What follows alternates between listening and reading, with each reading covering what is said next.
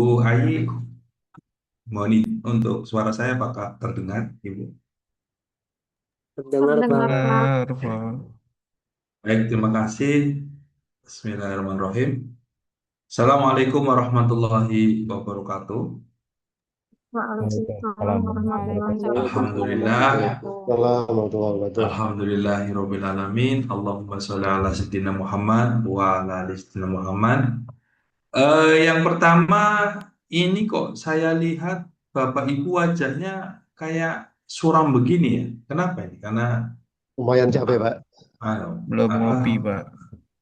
hari ketiga ya. Jadi lebih baik kita capek, tapi nanti kita memanen daripada kita nggak capek, gitu ya Pak. Nah, oleh karena itu sebelum kita mulai, saya kepengen Bapak Ibu boleh senyum dulu dong, Bapak Ibu senyumnya yang lebar. Berarti kan sore ini udah pengumuman ya, betul ya Bapak Ibu ya. Nah, saya berharap nggak usah khawatir kan harusnya kita juga tidak ada masalah dengan tugas-tugas ya insya Allah ya kecuali Oh, apa namanya eh, nah baik Bapak Ibu pada kesempatan ini izinkan saya Yan Aldo Wilyantoro untuk menyampaikan satu materi yang sebetulnya ini adalah salah satu bisa juga parameter apakah Bapak Ibu setelah lulus itu memang siap untuk mengajukan sertifikat halal atau tidak. Karena nanti selain Bapak Ibu sudah diajarkan materi tentang 6 unit kompetensi ya, dan juga nanti Bapak Ibu yang akan mengikuti uji kompetensi juga harus belajar lebih dalam lagi. Nah, salah satu tugasnya seorang penyelia halal itu kan berarti harus bisa mengajukan sertifikat halal. Nah, kita sama-sama tahu bahwa pengajuan sertifikat halal ini dilakukan melalui platform Si Halal. Jadi BPJPH itu mengembangkan satu platform yang di- dengan tujuan mudah-mudahan secara proses itu lebih cepat, lebih efektif. Nah, oleh karena itu nanti apa namanya, Bapak Ibu, mudah-mudahan dengan waktu durasi 2 jam ini, salah satu output yang saya harapkan adalah Bapak Ibu bisa mengajukan sertifikat halal secara efektif dan efisien. Nah, yang apa namanya, saya pertama sebelum mulai, kita boleh Ibu Bapak sedikit prolog perkenalan. Jadi saya tadi sudah memperkenalkan diri sekilas. Saya boleh dibantu tidak Bapak Ibu di chat Zoom itu saya mohon nama Ibu. Kemudian kalau Ibu Bapak dari perusahaan boleh perusahaannya, kemudian produknya apa, gitu ya. Nah, kemudian kalau yang bukan dari pelaku usaha, Ibu Bapak boleh menyebutnya sebagai pendamping gitu ya. Boleh Ibu Bapak, saya doain yang ngechat di Zoom insya Allah lulus ya. Nah, kalau yang nggak ngetik di chat, saya akan catat, wah ini bisa jadi PR ya. Silakan Ibu Bapak, saya pengen tahu produknya apa gitu ya.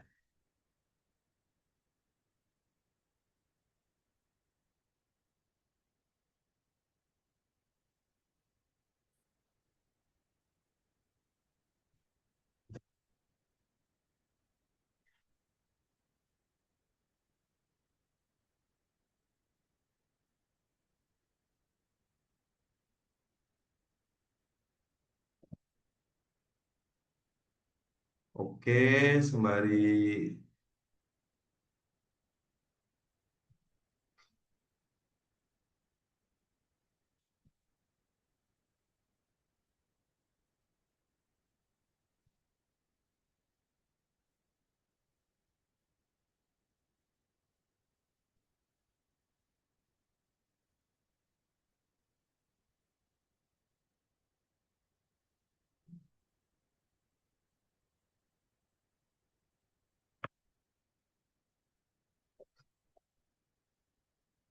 Mungkin banyak ya, Bapak Ibu ya. Ada Pak Risdianto pendamping, Pak Zulfikar pendamping, Ridho pendamping. Ada dari PT Wolong Soko Indonesia, bahan baku obat. Oh ya, oke. Kebetulan ini saya juga sedang proses pendampingan sertifikat halal untuk salah satu perusahaan bahan baku obat di Jepang, Ibu. Nanti kita bisa banyak ya. Kemudian ada Bu Andini pendamping, Ibu Risa, Ibu Sylvia. Kemudian ada Ibu Mardiana rumah sakit. Kemudian ada Pak Wahyudin Bakery. Kalau Pak Restu air minum dalam kemasan. Ada Bu Sri Wijayani pendamping, Ibu Siti Aisyah, Pak Kartiko, Pak Farihul. Kemudian ada Ibu Riana, Diva Mitra, Boga Tama, Ibu Amelia Tekstil ya. Kemudian ada tepung roti juga dan sebagainya. Oke, menarik. Bapak Ibu, tentu apa namanya? Salah satu semangat ketika Ibu mengikuti pelatihan ini adalah Ibu Bapak setelah selesai pelatihan ini bisa melakukan proses sertifikasi halal secara cepat dan efisien. Nah, tetapi dalam prakteknya, Ibu Bapak ini saya coba membuka dulu dengan beberapa problem yang ada di lapangan ya. Saya pernah membantu salah satu rumah sakit, Ibu. Eh, Waktu itu dia adalah salah satu rumah sakit apa namanya pemerintah ya cukup besar. Waktu itu dia mengajukan sertifikat halal itu katanya 2 tahun nggak selesai-selesai. Saya bingung juga. Ah, kok bisa 2 tahun nggak selesai-selesai? Padahal Ibu Bapak tahu sekarang komitmennya BPJPH 21 hari kerja Bapak Ibu. Nah, ini berbeda dengan apa namanya proses pengajuan sertifikat halal yang dulu. Dan Bapak Ibu, saya cukup kaget ya ketika apa namanya BPJPH itu sudah menunjukkan komitmen itu. Jadi per bulan Maret ini Bapak Ibu, itu semua proses itu betul-betul trackingnya itu dilakukan di si halal. Ya. Jadi saya akan coba melihat kenapa kok bisa begitu. Jadi kenapa kok Bapak Ibu harus betul-betul menguasai si halal ini? Karena nggak main-main. Jadi eh, tadi kan ada salah satu rumah sakit ketika dia mengajukan itu selama hampir 2 tahun tidak selesai-selesai. Kemudian dia proses ulang. Nah, kemudian Bapak Ibu setelah dicek ternyata dia lupa bahwa di si halalnya itu dia tidak pernah monitor. Sehingga pada saat proses itu tidak tidak apa namanya tidak terfollow up atas catatan-catatan dari BPJPH. Wah, dan itu sampai 2 tahun itu. Oke. Nah, kemudian ada lagi salah satu cerita dari teman kita yang apa namanya penyelia halal Bapak Ibu, bahwa BPJPH itu membuat satu aturan kan ya, di mana SLA dari proses itu kan semangatnya adalah 21 hari kerja. Sehingga ketika nanti Bapak Ibu sudah melakukan submit di Sihalal, maka BPJPH akan melakukan verifikasi waktunya kurang lebih 2 sampai 5 hari.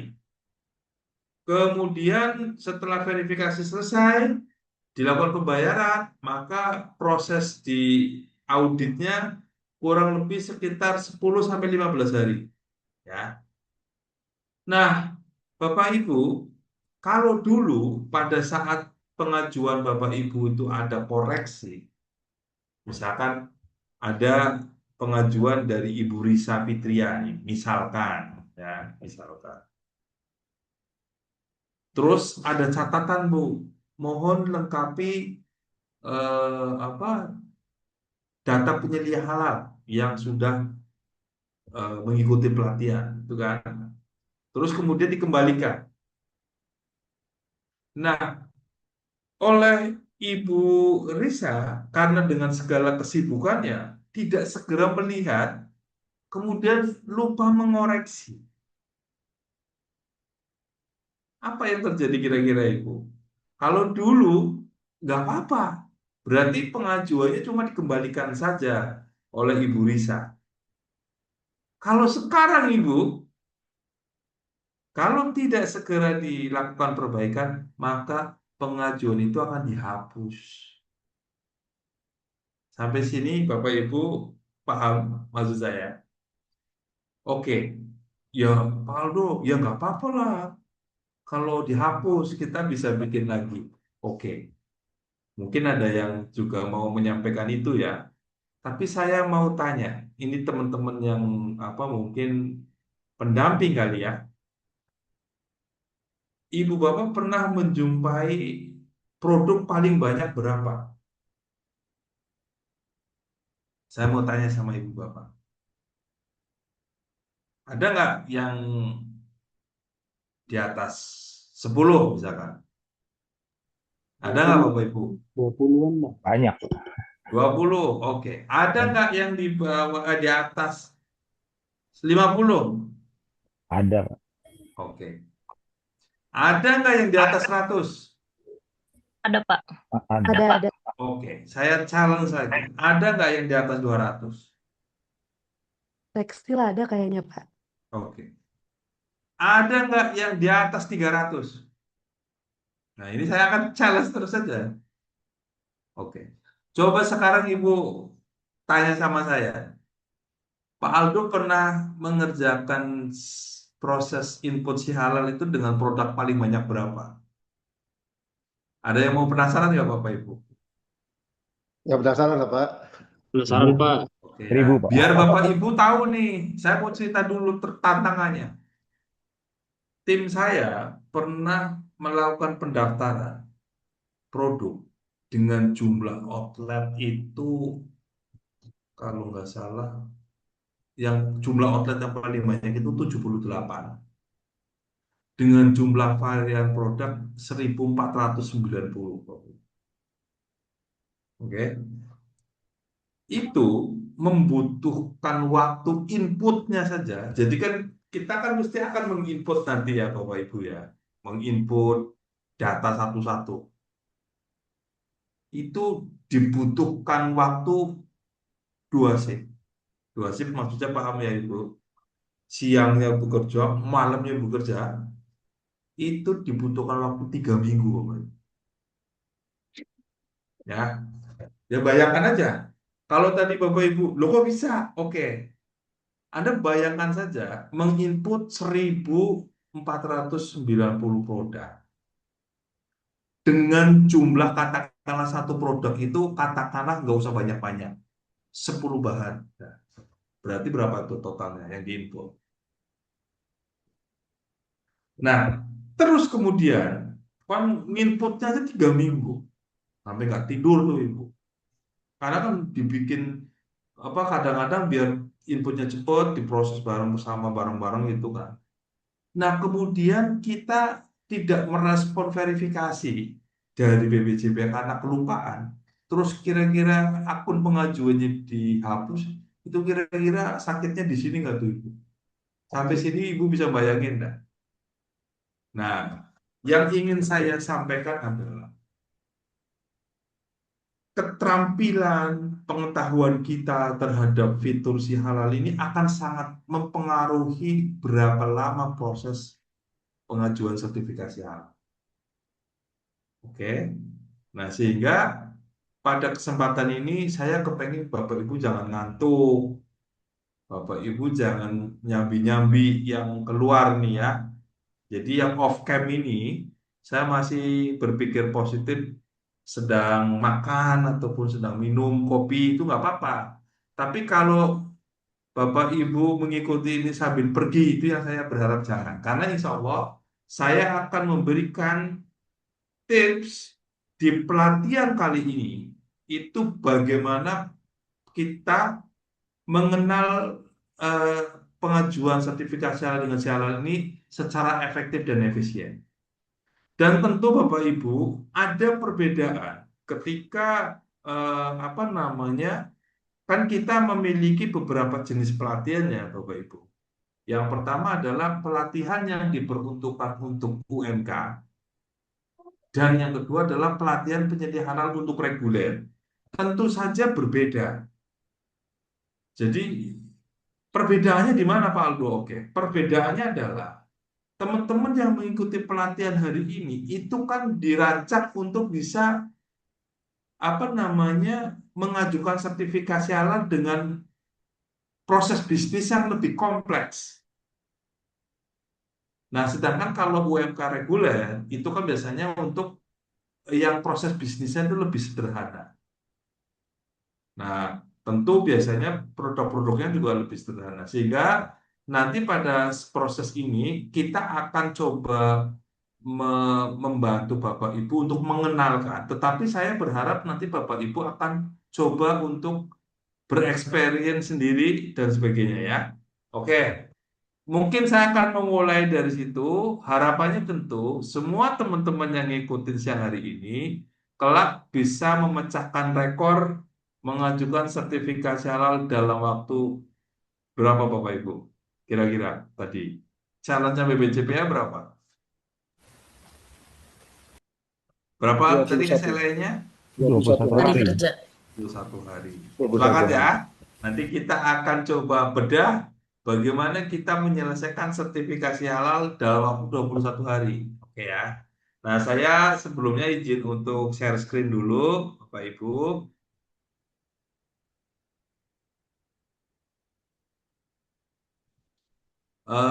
Baik, mungkin sudah tampil ya, Bapak Ibu. Nah, yang pertama izin saya tetap menyampaikan dulu dasar hukum ketika Bapak Ibu nanti akan mengajukan sertifikat halal terkait dengan si halal, tentu ada beberapa regulasi yang Bapak Ibu tuh harus baca. Jadi ini memang saya pernah melakukan survei yang baca ini tuh kurang dari 2% Ibu. Jadi kalau pelatihannya jumlahnya ada 45, kalau 2% dari 45 berapa Bu? Pak? Ya baru sekitar berapa? eh satu orang ya, benar nggak sih? Eh, Nah, ya, Dua, empat, ya. Pak. Dua. dua Satu orang. slot. Jadi kalau ini pesertanya 45 orang, yang mau baca dua orang. Nah, apa sih dampaknya? Oke, kelihatan sekali. Yang pertama, jadi Bapak Ibu kan nanti di sini diminta untuk mempelajari bagaimana penyusunan SJPH Kepkaban 20, kemudian ada juga yang keputusan KMA 748, KMA 944, kemudian ada juga Kepkaban 22. Kan di sini ada yang tanya, Pak Aldo biayanya berapa sih? Biayanya itu sudah diatur. Kemudian Pak Aldo saya tuh masuk masuk kategori pengajuan apa sih? Nah, biasanya karena dia yang nggak pernah membaca KMA 748 ataupun KMA 944, yang bersangkutan bingung.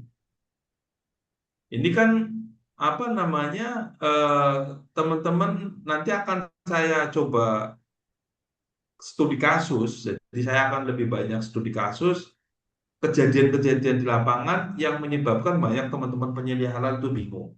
Nah, oleh karena itu dari awal setidaknya teman-teman itu membaca beberapa regulasi tersebut ya. Nah, teman-teman, saya juga memperkenalkan diri. Selain saya sebagai certified instructor dari Halal Institute, jadi di Halal Institute itu ada 3 divisi.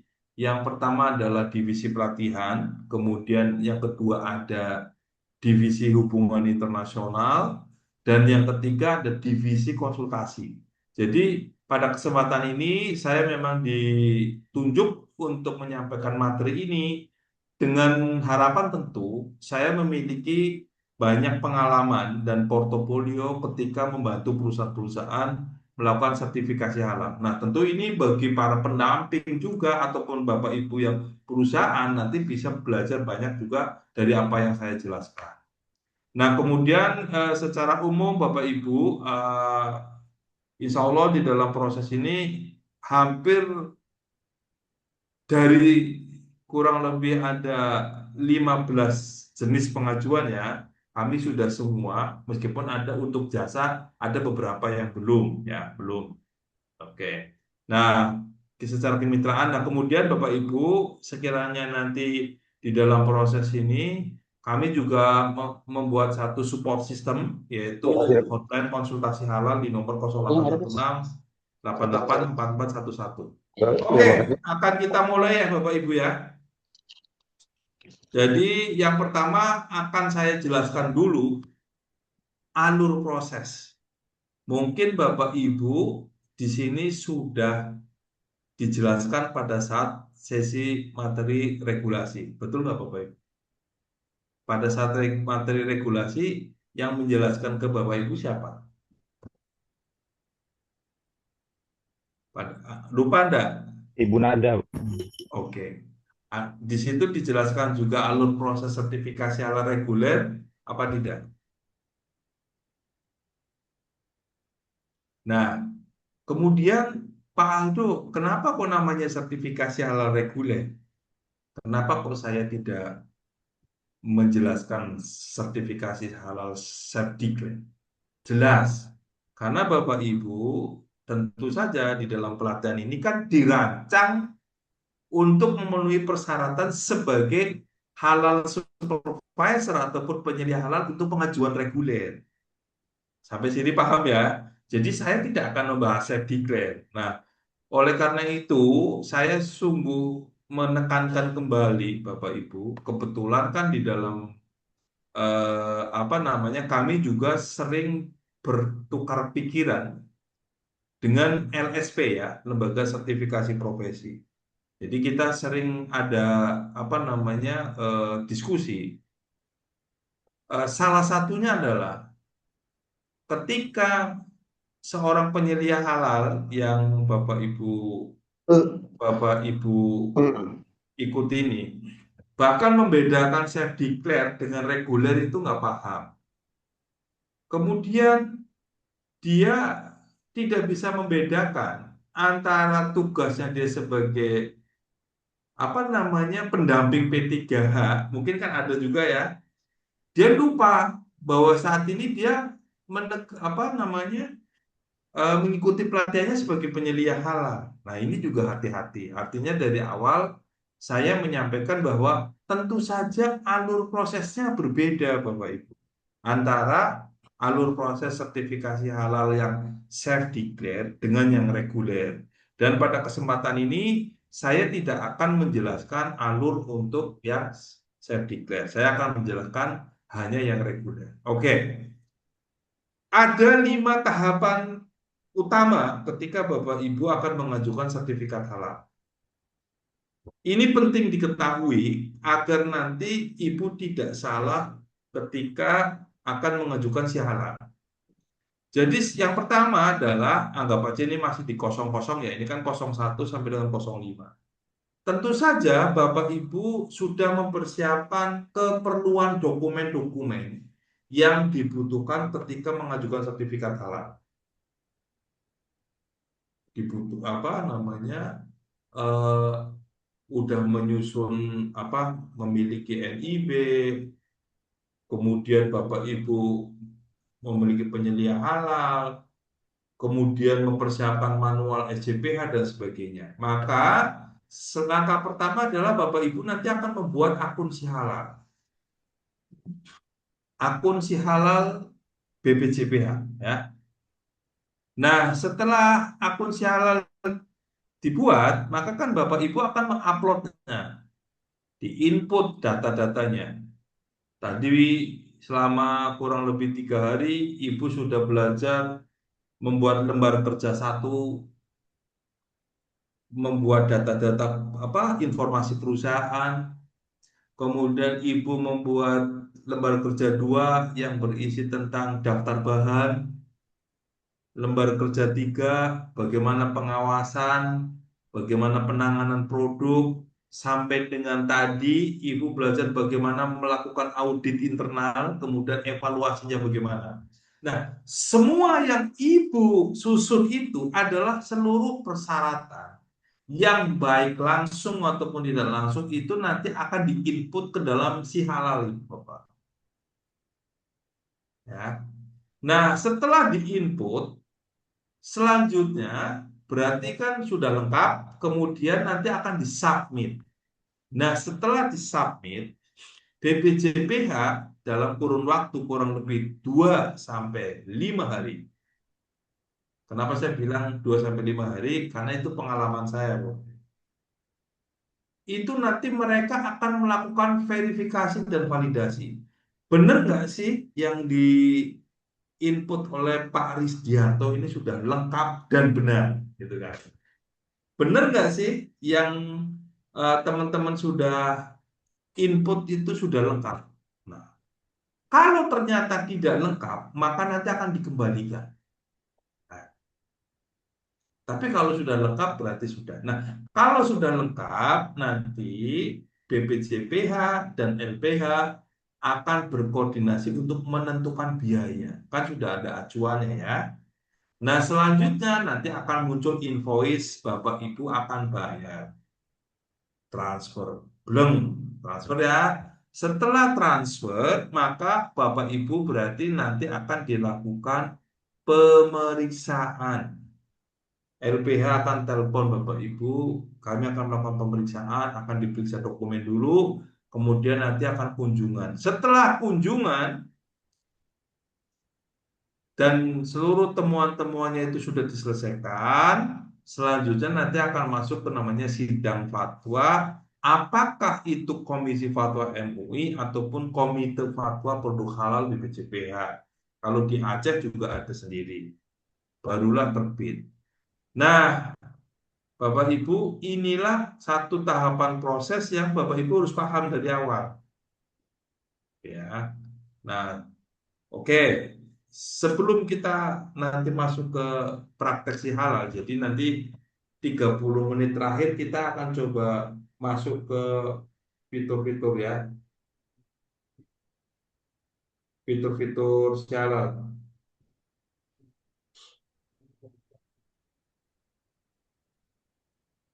Nah, Bapak Ibu, terkait dengan sertifikat halal ini saya perlu jelaskan di depan.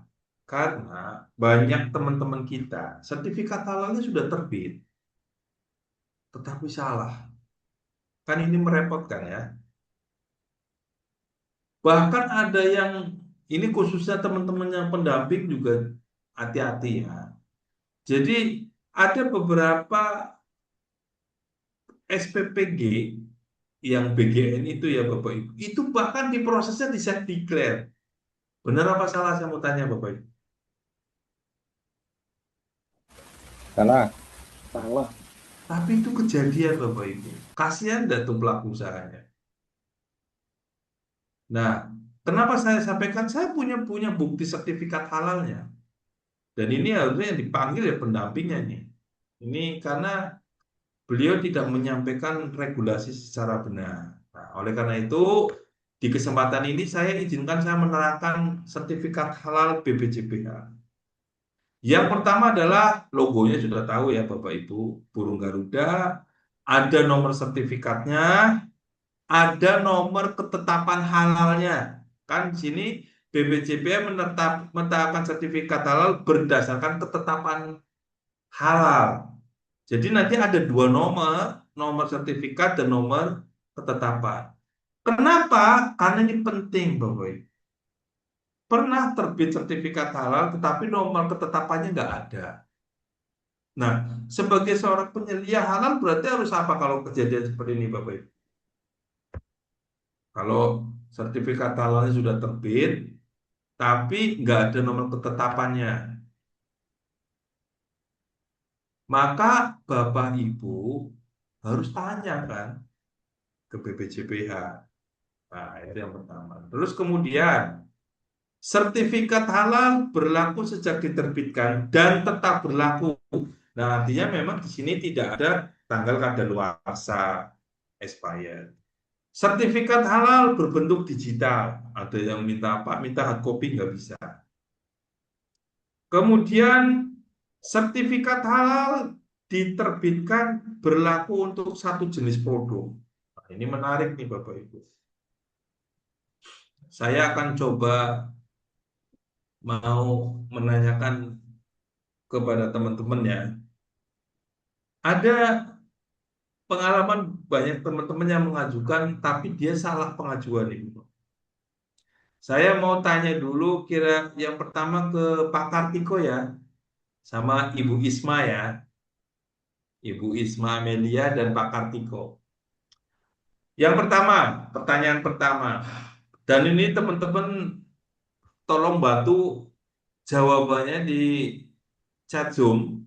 Karena kalau Bapak Ibu aktif di chat Zoom, saya anggap Bapak Ibu aktif semuanya dan saya akan laporkan ke MOT, Bu tolong nilai keaktifannya dimaksimalin, gitu ya. Amin. Pertanyaan pertama untuk Pak Kartiko. Ada perusahaan dia memproduksi sabun, Mbak, ya, dan dia akan mengajukan sertifikat halal. Yang pertama adalah sabun mandi dan yang kedua adalah sabun cuci piring. Nah, kemudian penyedia halalnya kan menginput isi halal. Nah, kemudian dia menginput pengajuannya adalah masuk dalam kategori kosmetik.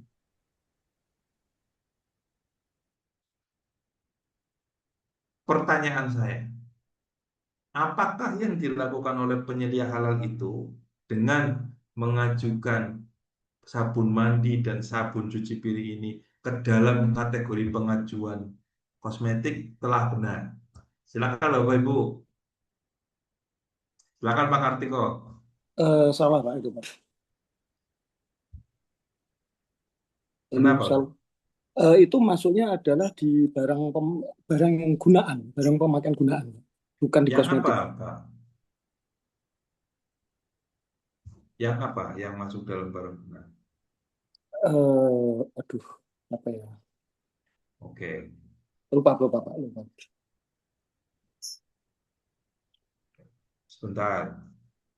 Tadi kan apa namanya? Eh, kalau yang sabun mandi itu masuk barang gunaan, maksudnya begitu. Ya, jadi tidak masuk di dalam kategori kosmetik. Oke, berarti Bapak memasukkan sabun mandi dan sabun cuci piring dengan proses pengajuan barang gunaan, gitu. Iya, barang yang dipakai Oke, sehari-hari dipakai oke. untuk. Nah, pertanyaan berikutnya untuk jenis pengajuannya apa berarti? Apa kategori produknya?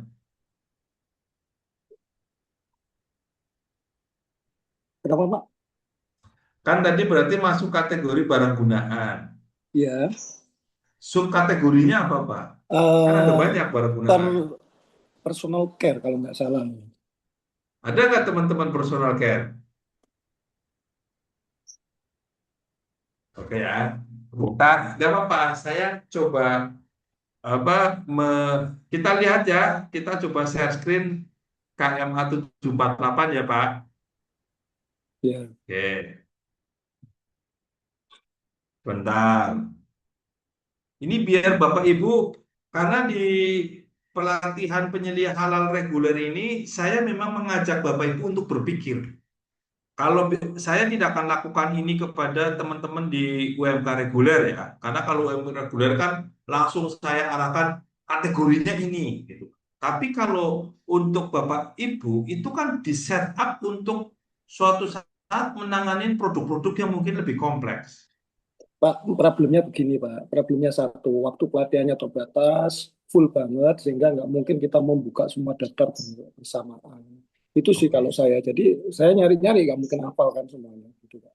Oke, sekarang kita udah masuk ke jadi Masuk kosmetik, Pak. Jenis pengajuannya itu kan ada kalau di apa namanya barang gunaan itu ada sandang, ada penutup kepala, ada aksesoris, ada peralatan rumah tangga, ada peribadatan, ada kemasan produk, ada alat tulis kantor, ada alkes, dan ada barang penyusun.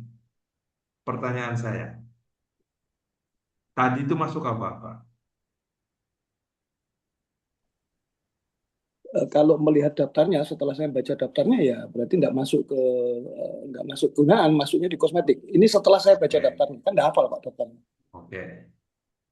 Tadi yang menyampaikan kosmetik dengan Pak siapa? Dahara, Pak. Oke ya. Dahara. Ada yang lain pendapat? Berarti sabun mandi dan sabun cuci piring masuk ke dalam kosmetik. Iya, kosmetik, Pak. Tidak, Pak, beda, Pak. Kalau sabun cuci Kalau Tap- jadi piring bukan Kosmetik, yang rumah tangga, Pak. nomor 4. Sabun mandi yang kosmetik. sabun mandi yang kosmetik, Pak. Oke, Sama-sama terus. bersentuhan dengan Sabun kulit. cuci piring barang gunaan PKRT, Pak. Oke, baik KRT. Betul, Bapak Ibu. Tepuk tangan dong, Bapak Ibu. Nah, Bapak Ibu, saya memang kita coba membedah berdasarkan studi kasus ya. Jadi harapannya nanti Bapak Ibu tertantang untuk ketika akan mengajukan, jangan langsung klik-klik, tapi harus punya dasar. Sabun mandi yang bersentuhan dengan apapun itu kan masuk ke kosmetik. Kemudian yang sabun cuci piring itu masuk di dalam barang gunaan, kategorinya PKRT. Nah, ketika Bapak Ibu itu mengajukannya hanya dalam satu pengajuan, itu sama BPJP pasti tertolak. Oleh karena itu, jelas bahwa sertifikat halal yang diterbitkan itu hanya untuk satu produk. Oke, itu case yang kosmetik sama barang gunaan. Saya coba masuk ke case yang lebih rigid lagi. Kalau Bapak Ibu memprosesnya cuma warung makan mah gampang kali ya. Itu penyediaan makanan minuman. Rumah sakit gampang. Nah, tetapi ketika Bapak Ibu sudah masuk ke misalkan seasoning, rempah-rempah, kemudian apalagi ya? Kemarin tuh ada pemanis. Bapak Ibu kan mungkin berpikirnya itu hanya makanan. Ternyata di dalam KMA 944 itu kan pengajuannya beda-beda, jenisnya beda-beda.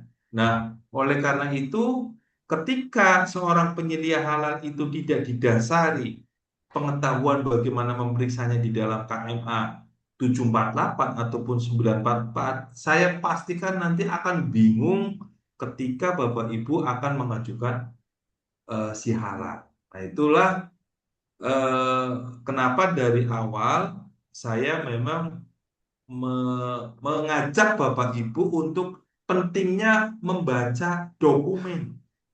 Tidak hanya misalkan Bapak Ibu bertanya, misalkan Bu Isma bertanya ke Pak Abdul, Pak Abdul, saya itu punya produk berupa kain sarung. Misalkan ya Bu Isma ya. Terus Bu Isma akan tanya ke Pak Abdul, Pak ini maksudnya apa ya? Oh kalau menurut saya ini jangan begitu. Boleh, tetapi Bapak Ibu harus membuka langsung acuannya, kodenya apa. Nah, nanti akan kita praktekkan. Nah ini ada yang tanya Bu Mardiana dan Bu Siti, silakan. Terima kasih Pak. Yang mau saya tanyakan tadi satu produk yang dikatakan satu produk itu kalau kami dari rumah sakit itu makanan minuman pasien itu satu produk atau satu menu karena menunya 30-an, 40-an, yang mana dimaksud satu produk Pak? Oke, Ibu, ini Ibu Mardiana ya. Oke, baik. Kemudian kalau Bu Siti, Iya, Pak. Sebenarnya hanya ingin memastikan aja yang dibilang satu jenis produk itu misalnya ditentukan digit awal, satu nomor digit awal dari kode klasifikasi itu harus sama atau misalnya 2 digit kayak misalnya bedak badan 1.4 sama sabun mandi di 1.5 boleh disatukan atau tidak atau hanya 1.4 bedak badan dan turunnya ada bedak badan antiseptik dan lain-lain. Makasih, Pak. Oke. Saya akan coba jawab dulu Bu Mardiana ya. Oke, teman-teman, sebelum saya jawab Bu Mardiana, saya akan tanya dulu. Rumah sakit itu masuk di dalam kewajiban sertifikat halal apa tidak?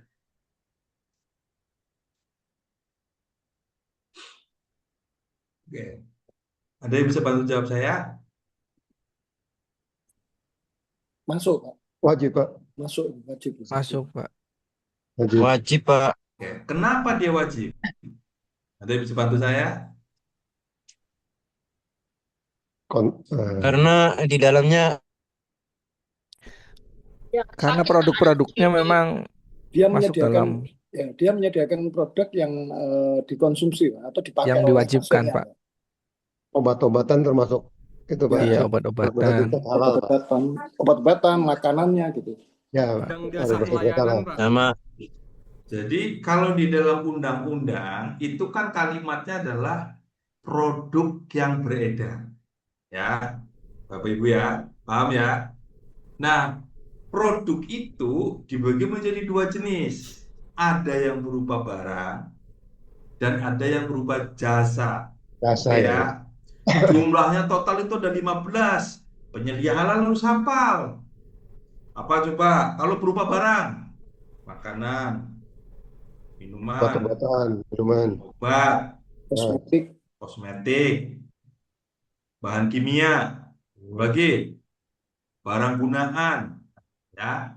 Kalau jasa, penyembelihan, pendistribusian, penyimpanan, dan penyembelihan, sebagainya. distribusian, pengembangan. Aktivitas rumah sakit yang memang di dalamnya menghasilkan inilah yang dia masuk dalam kewajiban. Berarti salah satu aktivitas yang ada di dalam rumah sakit adalah penyediaan instalasi gizinya kan, makanan minumannya kan, ya. Nah, kalau instalasi gizi ini masuk di dalam kategori apa Bapak Ibu?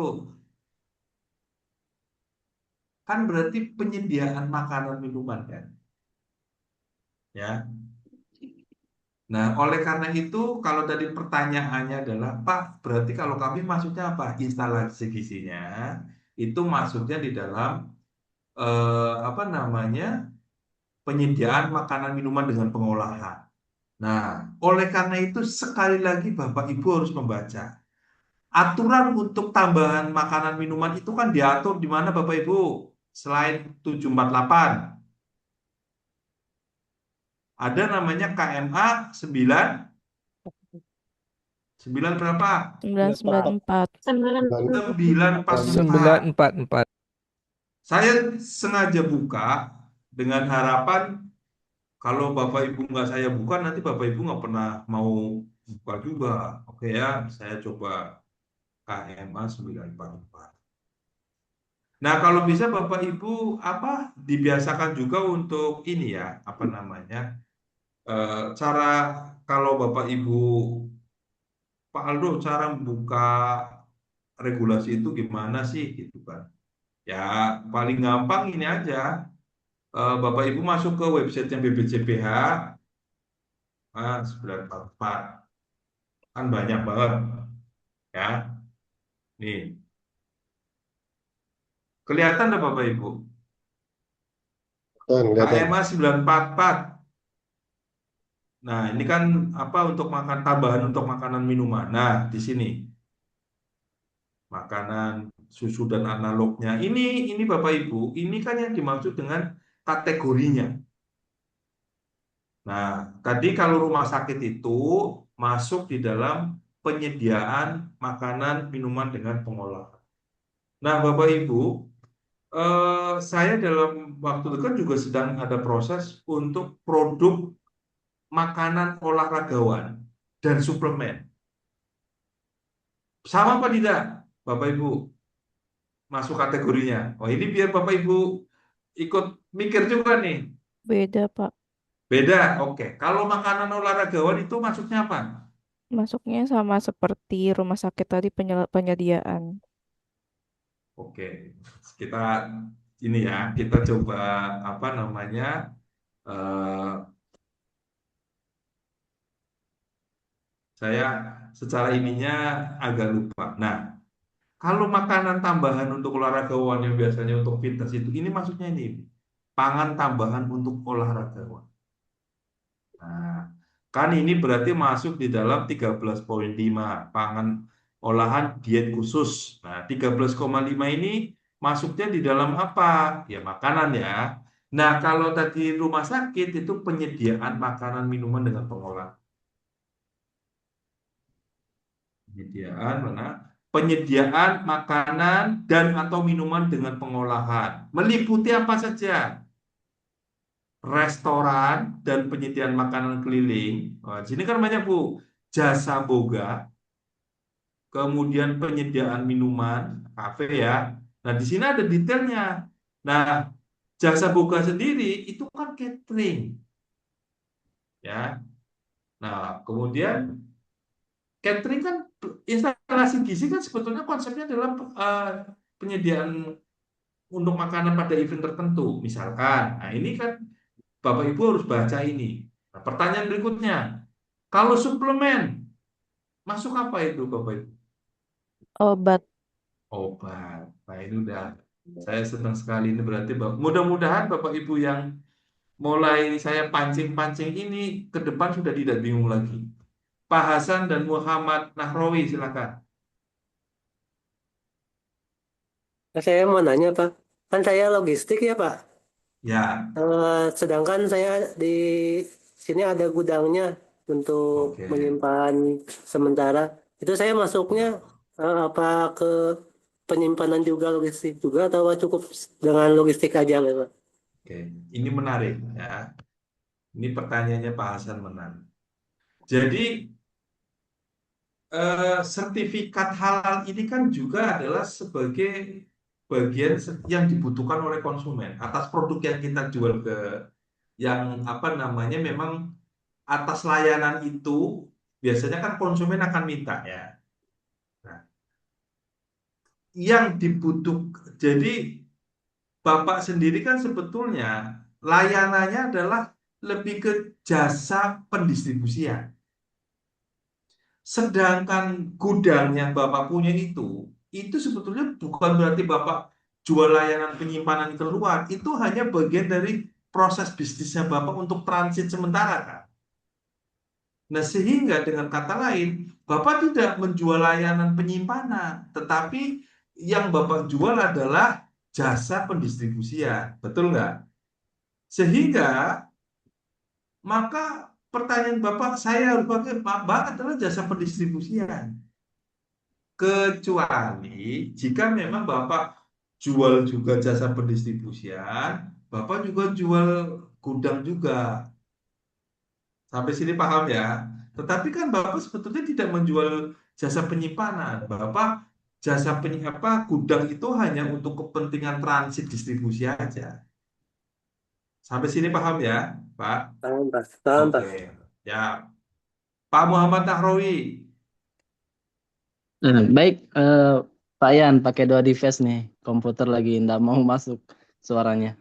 Ada yang konsul nih, Pak Yan. Dia pelaku usaha hotel. Di hotel itu ada restonya juga, ada cateringnya juga, dan ada juga non halalnya. Dia nanya gimana NIB-nya, gimana katanya. Terus teknisnya gimana tuh ya, Pak Yan ya? Bisa dibantu, Pak Yan? Ya, hotel. Sama seperti rumah sakit kan, Pak? Betul nggak sih? Jadi hotel itu kan ada banyak aktivitas bisnis di situ, Pak. Ada restoran, ada kafetaria, ada mungkin catering, ada mungkin apa yang menjual minuman keras, bar, ada restoran Jepang, ada restoran Prancis, macam-macam. Nah, maka secara umum kan adalah bahwa kewajiban halal ini adalah produk itu nggak boleh nggak jelas. Kalau dia halal, maka dia harus proses sertifikat halal. Kalau dia nggak mau sertifikat halal, berarti non halal. Cukup menampilkan informasi bahwa apa namanya produk yang dia jual itu non halal. Nah, jadi ketika untuk hotel, misalkan kan dia punya restoran, tapi dia juga punya bar, nggak ada masalah. Yang bar itu adalah non halal, dia cukup mencantumkan non halal. Kalau memang restorannya ternyata halal, dia berarti harus mengajukan sertifikat halal. Dia harus melakukan proses. Nah, masuk kategorinya apa? Masuk kategorinya penyediaan makanan minuman dengan pengolahan. Begitu, Bapak. Bisa dipahami? Berarti disatukan ya Pak Yan ya. Cateringnya sama restonya disatukan ya. Kalau itu tergantung proses bisnisnya. Sampai di sini paham ya? Masalah nanti itu bahwa restorannya juga menyediakan jasa penyedia itu nggak ada masalah. Tapi itu kan nanti tergantung proses bisnisnya. Di situ kan ada hotel yang dia punya, misalkan saya pernah membantu hotel JW Marriott, Bapak Ibu. Ya ini JW Marriott itu dia mengajukan kafetarianya halal, tapi ada barnya yang nggak halal. Maka di aktivitas bisnisnya adalah berupa kafetaria kan. Nah, tapi ada juga hotel yang punya, misal eh, eh, saya pernah membantu Hotel Gaya. Ya ini saya juga harus menyampaikan bahwa sekarang banyak hotel yang sudah halal aktivitasnya. Jadi dia punya restoran satu, restoran dua, punya restoran Jepang, punya bar, punya macam-macam. Nah, dari aktivitas proses bisnis yang mereka jalani, restoran satu dan dua itu halal. Maka dia sudah memperoleh sertifikat halal. Tapi untuk restoran Jepang non halal, barnya non halal. Nah, setiap hotel itu kan punya aktivitas bisnis yang beda-beda. Ada yang bentuknya restoran, ada yang bentuknya kopi corner, ada yang bentuknya kafetaria, ada yang bentuknya jasa catering. Yaitu silakan sesuai dengan ininya. Tetapi prinsipnya adalah bahwa eh, kewajiban halal itu melekat pada produk yang dia hasilkan. Begitu. Bisa dipahami, Pak? baik, berarti NIB-nya bukan usaha hotelnya Pak ya. Berarti dibuatkan NIB baru. Ah, Ya, bukan dibuatkan NIB baru, Pak. Kalau NIB kan hanya melekat ke satu perusahaan, kan. Tetapi di dalam NIB itu kan nanti ada aktivitas yang dijelaskan di dalam KBLI. Ya. Nah, di KBLI itu kan bisa menerangkan banyak, ya, mulai dari aktivitas hotelnya, aktivitas dia punya restoran, dia punya apa, itu bisa dijelaskan di situ. Begitu, Pak. berarti otomatis Pak Yan ya, walaupun dia restonya misalkan kategori kecil, tapi pakai NIB cuma tambah KLBI termasuk usaha besar ya. Hmm. Oh, kalau skala kan itu hal berbeda, Pak. Kalau skala itu kan nanti urusannya di OSS. Kalau dia masih memenuhi kriteria kecil ya kecil, menengah-menengah, besar-besar itu kan ada parameter dari sisi capitalnya ya. Dan itu secara sistem otomatis. Jadi kita di halal sendiri itu adalah mirroring dari OSS gitu ya. Sampai Baik. sini dipahami ya? Terima kasih Pak Yan. Ya, oke. Oke, Bapak Ibu, jadi secara umum bahwa ada beberapa persyaratan dokumen yang harus disiapkan. Nah, kalau pertama tentu ada surat permohonan, ada formulir, ada aspek legal, ada data penyelia halal yang Bapak Ibu nanti harus ikuti hari ini. Kemudian ada daftar nama produk, ada proses pengolahan, dan juga yang menjadi utama juga adalah Bapak Ibu harus mempersiapkan manual SCPH ya. Nah, ini kan Bapak Ibu sudah diajarkan dari unit kompetensi 1 sampai dengan unit kompetensi ke-6. Nah, sebetulnya kalau itu dirangkum, itu kan nanti akan membentuk satu panduan ya, yang nanti panduan untuk itu bernama manual SCPH itu. Nah, baik, saya akan coba juga terangkan sekali lagi bahwa di pelatihan penyelia halal reguler ini sedikit berbeda ketika saya akan mengajarkan ke UMK reguler. Karena kalau di reguler ini saya akan mengajak Bapak Ibu berpikir, tapi kalau reguler saya nggak akan. Kalau Ibu tanya, saya langsung jawab, oh ini maksudnya ini, gitu ya. Oke, ini ada pertanyaan dari Pak, siapa ini? Pak Haryono. Silakan Pak Haryono.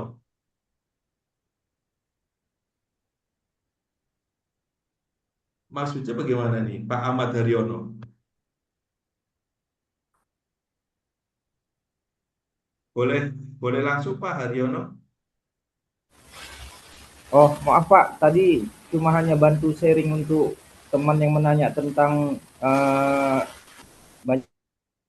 Oh ya, oke, banyaknya bidang betul usaha ini. tadi Pak dalam satu Jadi, usaha. oke, ya, Iya Pak.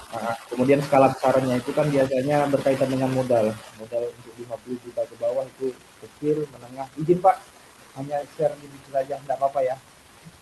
Oke Pak. ya, oke, terima kasih. Nah, oke Bapak Ibu. Eh, kemudian saya akan coba agar Bapak Ibu mudah dalam melakukan pemetaan sebetulnya apa saja sih yang harus disiapkan ketika kita itu akan mempersiapkan pengajuan si halal ya. Saya akan coba terangkan mappingnya. Jadi nanti biar Bapak Ibu itu lebih punya gambaran secara apa garis besarnya. Nah, baik. Yang pertama tentu adalah kita kan nanti akan membuat akun si halal ya.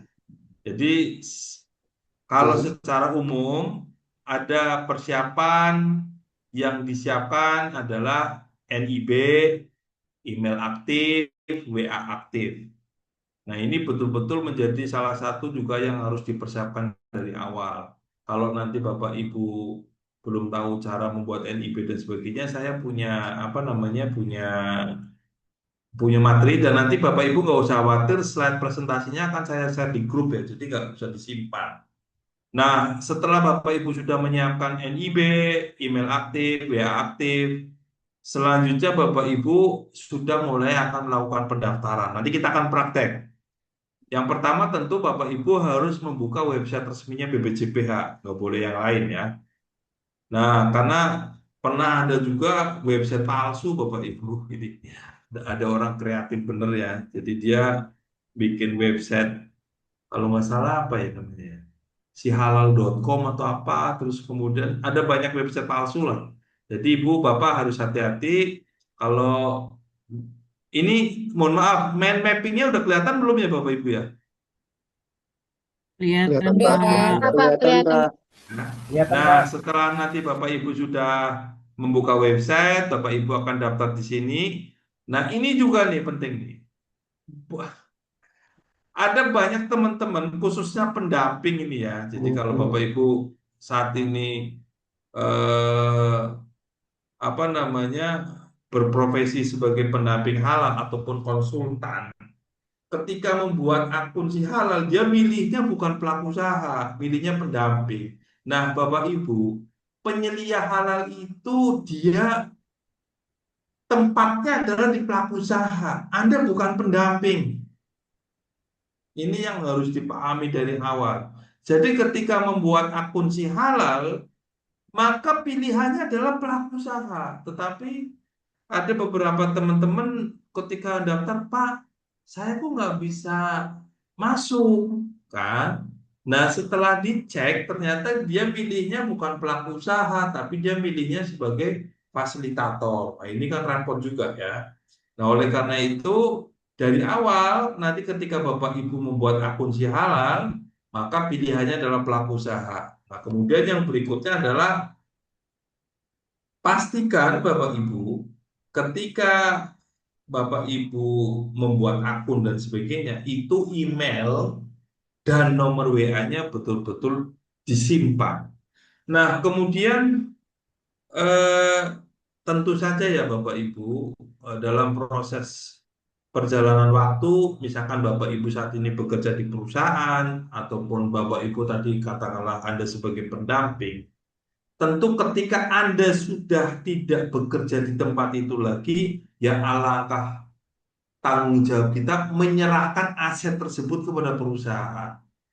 Nggak elok juga, misalkan Bapak Ibu sudah resign ataupun berpindah, tetapi akses atas si halal itu tidak diserahkan. Ini juga akan sedikit mengganggu. Oleh karena itu, Izin, kasihan kan, misalkan Bapak Ibu sudah membuat akun si halal, ya itu adalah punyanya perusahaan ataupun dari pelaku usaha. Ini yang izin, harus izin dipahami Pak, dari awal.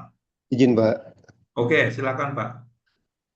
Kalau yang didaftarkan misalnya kan perusahaan, sorry, biasa perusahaan kan ada dari NIB itu Pak udah daftar pakai nama biasanya si HRD Pak ya, HRD, email HRD, nomor yang dihubungi juga HRD. Untuk akun halal ini bisa nggak Pak? Karena tadi yang Bapak sebutkan juga misalnya pensiun lah atau keluar lah atau macam-macam lah yang mendaftarkannya seperti tadi apa kita sebagai penyelia bisa nggak dengan digunakan yang tadi akunnya perusahaan, Pak? Bisa. Jadi prinsipnya adalah yang harus dipahami adalah akun si halal adalah asetnya perusahaan Pak, ataupun pelaku usaha. Apakah itu eh, badan hukum perorangan ataupun memang perusahaan. Nah, email itu apa saja boleh Bapak Ibu. Apakah email perusahaan ataukah email perorangan ya. Cuma memang kalau saran saya email yang digunakan ya emailnya perusahaan. Sehingga ketika terjadi apa-apa, orang yang dipindahkan ataupun resign dan sebagainya, maka tidak akan membebani secara ini kepada yang pegang akun, Bapak Ibu. Sampai sini paham ya? Gak ada masalah. Terus pastikan emailnya aktif ya. Apa biasanya kan ada beberapa email yang karena sudah lama akhirnya dia apa namanya tidak aktif ya. Begitu Pak Riki. Bisa dipahami Pak Oke. Riki. Ya, ya, Pak. Nah, jadi kalau misalkan nanti Bapak Ibu akan membuat akun si halal, ada baiknya membuatnya dengan akun divisi ataupun akunnya perusahaan lah ya secara umum ya. Oke, nah setelah Bapak Ibu membuat akun, maka kan selanjutnya akan namanya aktivasi akun. Aktivasi akun tuh maksudnya bagaimana? Apa sih yang harus dipahami? Nah, pelaku usaha itu ada tiga, Bapak Ibu secara umum. Ada dalam negeri, luar negeri, dan instansi pemerintahan. Kalau instansi pemerintahan, Bapak Ibu tahu maksudnya siapa? Contohnya? Dinas. Siapa Bu, Bapak Ibu? Rumah sakit daerah misalnya. Rumah sakit daerah. Terus apa lagi? Dinas Badan usaha milik Peternakan. daerah, Dinas badan usaha milik desa. Peternakan. Betul. Terus apa lagi? Lapas. Lapas kan punya catering juga kan? Oke. Nah, kalau dalam negeri luar negeri pasti paham ya. Cuma kalau yang akunnya luar negeri, maka nanti bukan memasukkan nomor NIB, tetapi nanti akan memasukkan business license. Gitu ya. Nah, setiap negara itu Bapak Ibu itu punya business license yang berbeda-beda. Oke ya. Nah, kemudian kalau dalam negeri berarti memasukkan NIB. Nah, kalau nanti sudah memasukkan nomor NIB, berarti sudah diterima. Artinya akun Bapak Ibu sudah tersambung dengan data OSS. Jadi akun si halal sudah tersambung dengan data pelaku usaha karena basis data yang digunakan adalah OSS. Sampai sini bisa dipahami Bapak Ibu?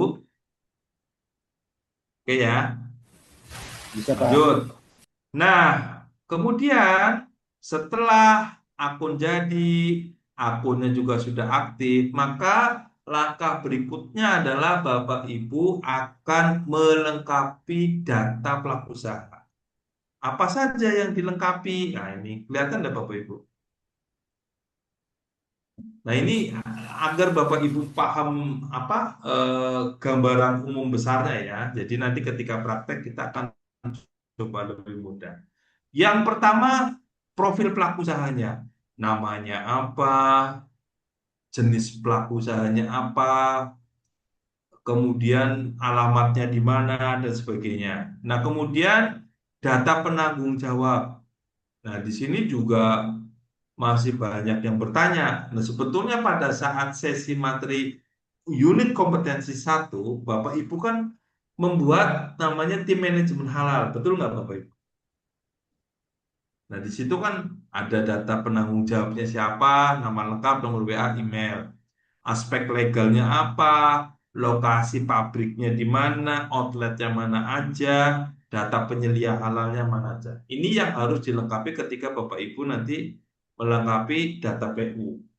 Ya. Nah, Paldo, kenapa sih harus begini? Agar urut Bapak Ibu. Tadi kan saya menyampaikan bahwa bagaimana kita mengajukan sertifikat halal secara efisien. Maka ini datanya dilengkapi. Oke. Setelah data PU lengkap, maka selanjutnya barulah kita mengajukan sertifikat halal, Bapak Ibu. Kita mulai akan pengajuan. Apa saja yang harus dilengkapi? Ini dia. Banyak ya. Banyak. Ini saya langsung sebentar Bapak Ibu biar nggak kelihatan banyak. Jadi di dalam proses pengajuan reguler, maka setidaknya ada 8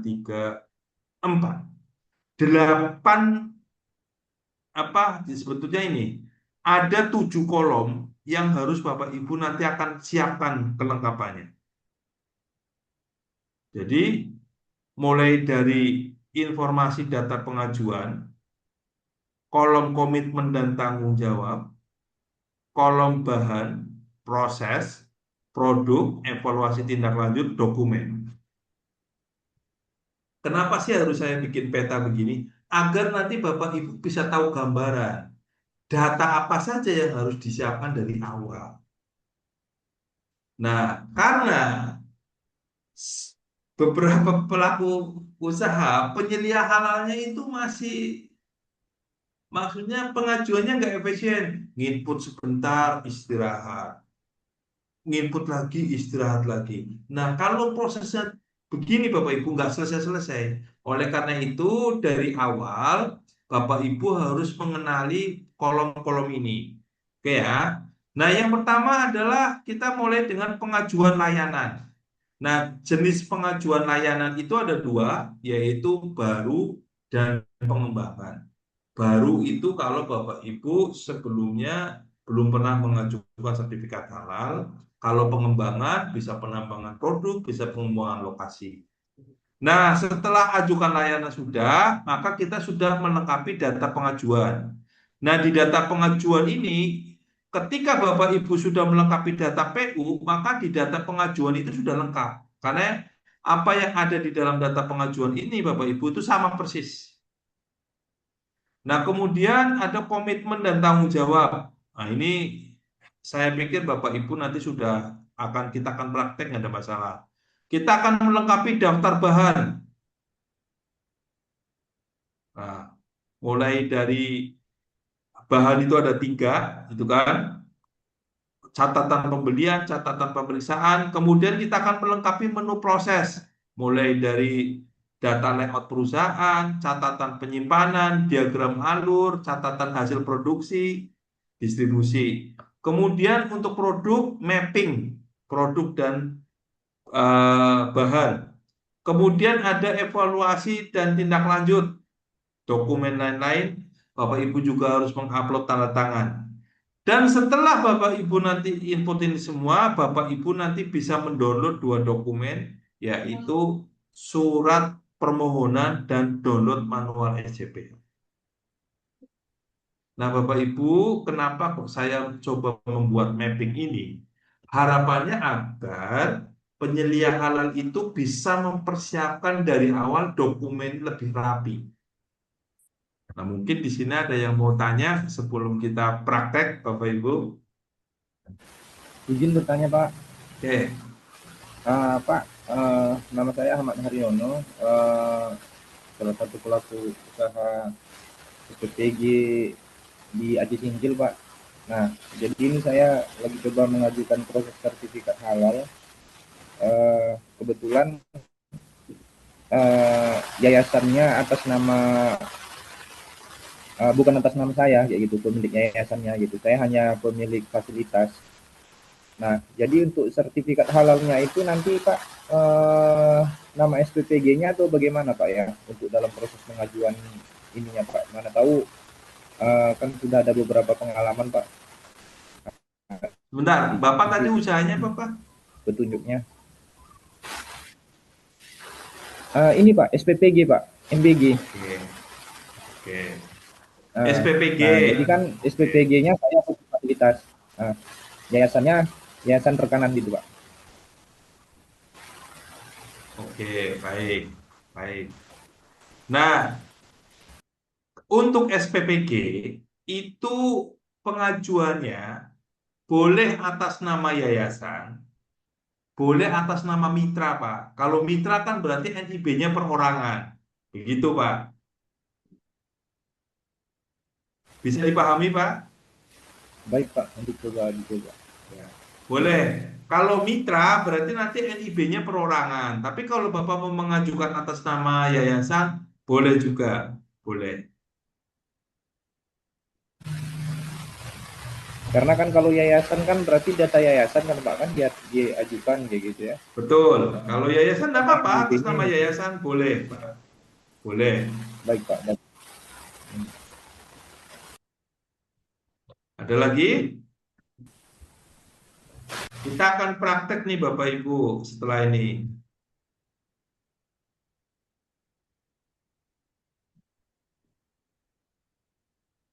Baik. Nah, Ada Pak, mau izin tanya. ya, Ini kan saya tadi malam coba-coba daftar untuk akun si halal. Cuma itu kejadiannya saya milih yang fasilitator.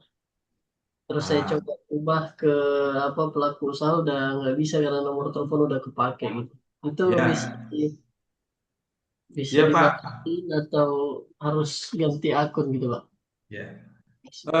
Memang tidak bisa Pak. Kalau email dan nomornya sudah didaftarkan, berarti tidak bisa. Nah, mungkin saran saya adalah Bapak menghubungi BPJPA untuk penghapusan email tersebut. Karena kalau sudah sekali terikot, dianggap nomor itu, email itu sudah tidak bisa digunakan lagi.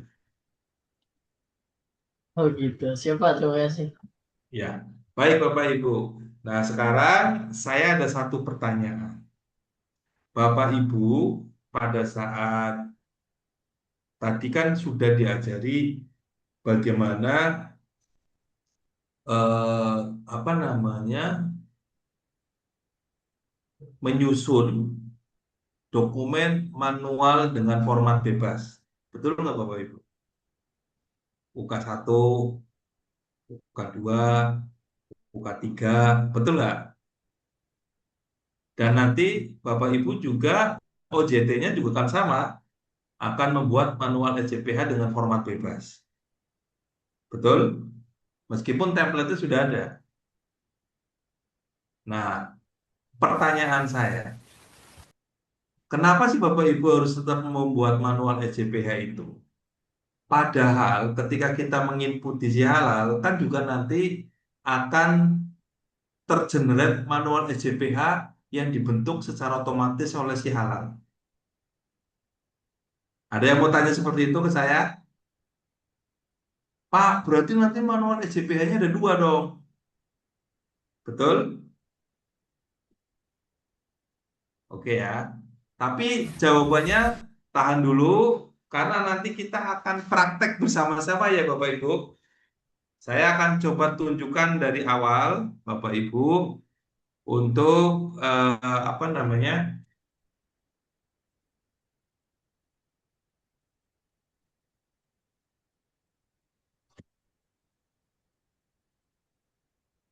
Sebentar, Bapak Ibu.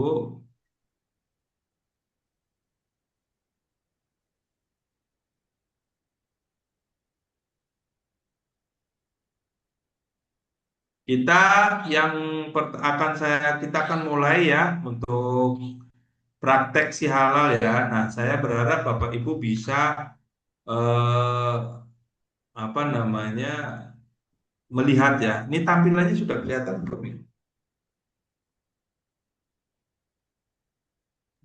Sudah, Pak. Sudah, Pak. Ya.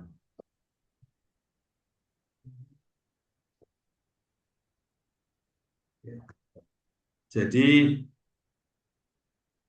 yang pertama pastikan Bapak Ibu halaman yang diakses adalah ptsp.halal.go.id ya. Nah, terus Bapak Ibu nanti masuk sebentar. Nah, kalau ini kan karena saya sudah punya akun ya, Bu.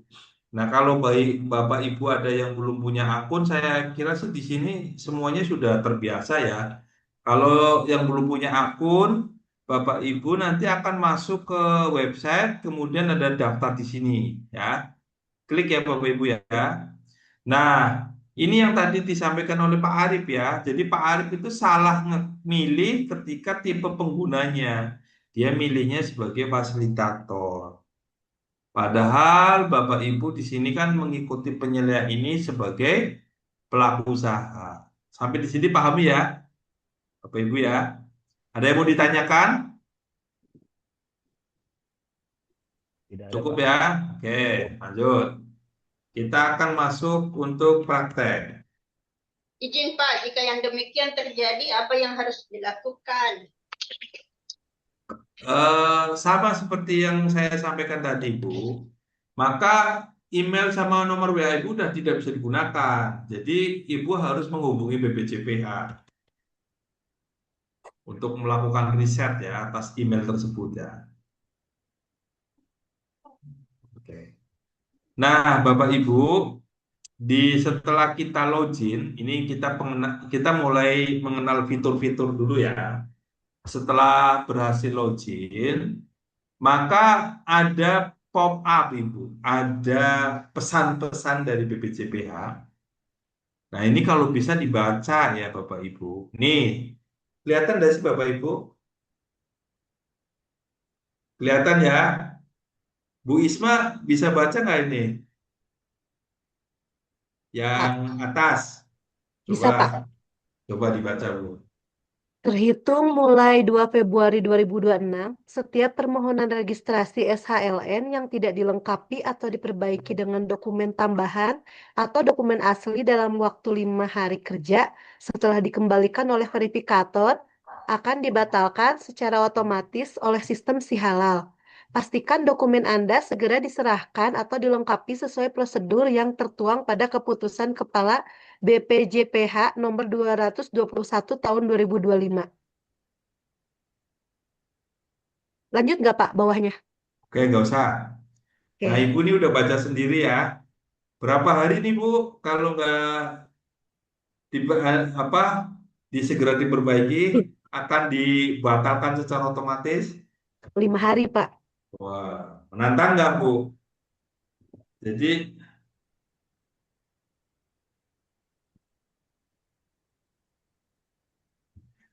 jadi kalau Bapak Ibu tidak segera merevisi itu, maka otomatis akan dibatalkan. Nah, ini catatan penting ya. Nah, saya sengaja memperlihatkan ini biar Bapak Ibu punya gambaran. Oke. Nah, selanjutnya, oke kita tutup ya. Si halal itu menggunakan dua bahasa, Bapak Ibu. Ada bahasa Inggris sama bahasa Indonesia. Nah, kalau merubahnya cuma tinggal mana yang nyaman ya, Bapak Ibu akan menggunakan bahasa itu. Nah, sekarang kita akan masuk ke beberapa fitur ya. Yang pertama, fitur pelaku usaha. Klik. seperti yang tadi saya sampaikan bahwa di fitur pelaku usaha, Bapak Ibu kan nanti akan merubah data menulis beberapa ini hanya untuk keperluan pelatihan pada saat itu. Jadi Bapak Ibu nanti akan melengkapi data-data yang akan diajukan. Penanggung jawabnya siapa, lokasi pabriknya ada di mana. Berarti kan lokasi dapurnya nanti akan dilengkapi ya. Nama pabriknya apa, alamatnya di mana, provinsi di mana, dan sebagainya. Saya pikir Bapak Ibu nggak ada masalah. Kemudian yang berikutnya juga data penyelia halal. Nah, nama Bapak Ibu nanti akan diinput di sini, seperti yang tampil di monitor ya. Terkait dengan kelengkapan data pelaku usaha, ada yang mau ditanyakan Bapak Ibu? Mudah ya? Nggak susah. Oke ya, lanjut Bapak Ibu. Lanjut. Lanjut. Nah, kemudian setelah pelaku usaha, ada juga menu tagihan. Tagihan itu untuk memeriksa invoice ya. Kalau Bapak Ibu nanti kesulitan membayar, di sini juga ada apa namanya? Ada unduh cara bayar. Kemudian status permohonan jika Bapak Ibu nanti akan me, apa namanya? Memeriksa progres. Kemudian ada pengajuan self declare mandiri sama self declare reguler. Kita tidak akan membahas self declare. Nah, berikutnya selanjutnya kita akan masuk ke pengajuan reguler. Klik. Seperti yang saya sampaikan tadi, berarti kan di sini ada namanya ajukan layanan ya Bu, yaitu baru ataupun pengembangan. Sampai di sini ada yang mau ditanyakan? Mbak. Baru dan pengembangan. Ada yang mau ditanyakan Bapak Ibu?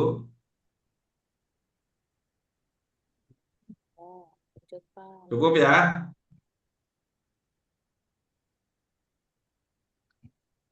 Oke. Nah, kalau misalkan Ibu baru berarti kan apa input daftar baru. Nah, gitu ya. Nah, oke. Saya tidak akan menjelaskan secara detail, cuma memang kita akan berselancar mengenal menu-menu ya. Jadi tadi kan saya menyampaikan ke Bapak Ibu, yang pertama harus dilengkapi adalah pengajuan sertifikat halal, ubah pengajuan. Nah, tadi kan saya menjelaskan ada 7 menu data pengajuan, komitmen dan tanggung jawab, bahan, proses, produk, pemantauan dan evaluasi, dan yang terakhir adalah dokumen. Ya. Nah, tadi saya sudah sekilas membuat mappingnya sehingga kita akan mulai dengan data pengajuan. Jadi, misalkan di sini Bapak Ibu, misalkan Ibu Mardiana, namanya apa Bu? Rumah sakit apa Bu? Wahidin. Rumah sakit Wahidin, ini. Misalkan ya, ini misalkan rumah sakit apalah gitu ya. Nah, di sini Bapak Ibu akan membuat surat permohonan. Nomor surat permohonannya apa? Katakanlah surat nomor permohonannya 01. Tanggal permohonannya misalkan hari ini. Nah, ini penting. Kalau tadi instalasi gizi, jenis layanannya apa yuk, Bapak Ibu? Jenis layanannya masih ingat ya tadi? Penyelenggaraan Makanan dan makanan, minuman. penyediaan makanan. Jasa, Jenis Penyajian, Pak, layanan. Jenis penyajian. layanan kan ada jasa, 15. jasa. Jasa Instalasi gizi. Tadi kan dia catering kan sebetulnya. Berarti masuknya makanan. Makanan. Jenis layanannya apa tadi? Penyediaan penyediaan makanan. Nah, Penyediaan makanan minuman teman-teman. tadi di sini ada yang tekstil, Bu Isma ya. Betul nggak Ibu? Oke, kalau tadi kita bicara sabun sabun mandi itu masuknya apa tadi Bapak Ibu? Kosmetik. Kosmetik. Kosmetik. Jenis produknya kosmetika. Kalau sabun cuci piring, Bahan Guna. Penggunaan barang gunaan. jenis Gunaan. produknya, rumah tangga. Perbekalan kesehatan rumah PKRT. tangga. ini udah jago-jago ya. Nah, kalau ini salah maka nanti akan dikembalikan Bapak Ibu. Sampai sini paham ya? Area pemasaran, kabupaten, provinsi nasional. Kemudian LPH-nya apa? Ini biasa lah ya, bebas gitu ya. Baru pendaftarannya ada reguler, ada fasilitasi, ya kita reguler ya. Data penanggung jawab, aspek legalnya, kalau memang belum ada kan ada NIB, ada apa, gitu ya, tinggal diisi aja. Pabriknya, outletnya, nama penyelia, sama ya ini ya. Oke, sampai sini bisa dipahami Bapak Ibu? Bisa, Nah, Pak. setelah data pengajuan, maka selanjutnya masuk ke komitmen dan tanggung jawab. Di sini kan ada apa namanya kebijakan halal, centran, pengertian halal ini kan poster ya Bapak Ibu. Terus ada tim manajemen ditambahkan, katakan namanya tadi siapa? Ibu Marna, ya. Tim manajemen halal sebagai apa? Ketua karena penyediaan tambah. Terus Pak, saya mau nambahin apa? Biasanya chef ya, namanya misalkan Aldo. Jabatannya sebagai apa dia di instalasi gizi? Chef. Wah, ini sebagai anggota. Wah, gampang kan Bapak Ibu?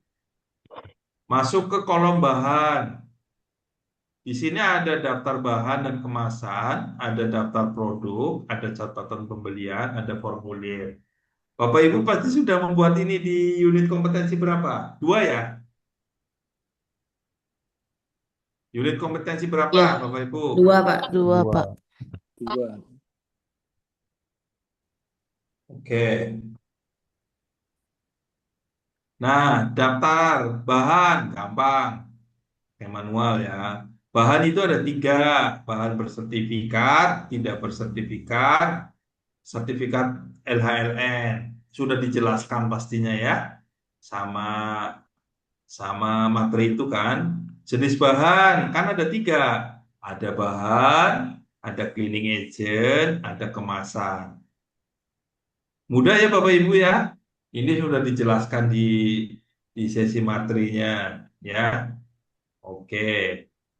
Nah, kemudian kalau itu tinggal ditambahkan. Kemudian ada daftar nama produk. Nah, kan Ibu Bapak cuma tinggal nama produknya apa dan sebagainya. Nah, nanti akan saya coba. Nah, catatan pembelian, catatan pemeriksaan ini sudah dibuat semua sama Bapak Ibu. Proses. Di sini ada pernyataan babi, klik. Denah layout diupload. Catatan penyimpanan, Bapak Ibu tinggal memindahkan dari berarti catatan-catatan ya, tambahkan produk, alur proses, catatan produksi dan sebagainya. Oke, sebentar. Saya akan coba masuk menggunakan akun yang berbeda. Sebentar, Bapak Ibu.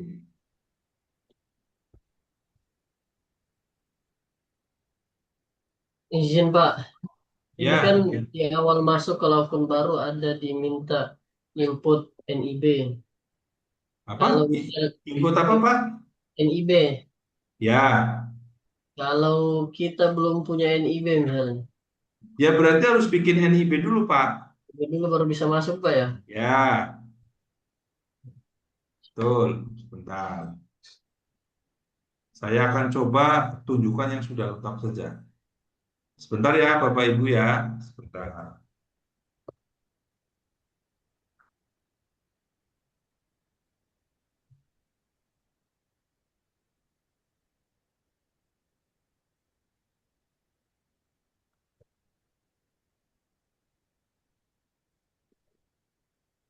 Saya izin untuk berganti apa link untuk pelatihan. Bentar ya Bapak Ibu ya.